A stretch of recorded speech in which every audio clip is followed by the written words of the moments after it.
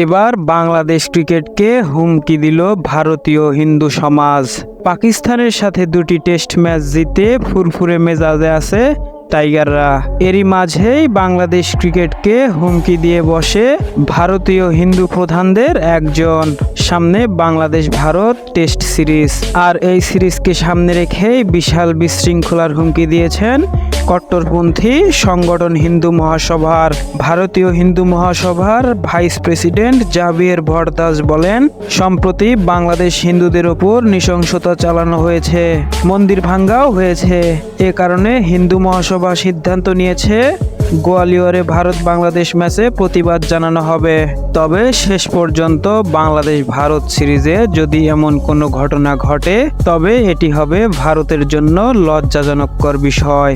তবে শেষ পর্যন্ত দেখা যাক কি হয়। আশা করি এমন কোনো ঘটনা ঘটবে না যাতে ক্রিকেটের সৌন্দর্য নষ্ট হয়।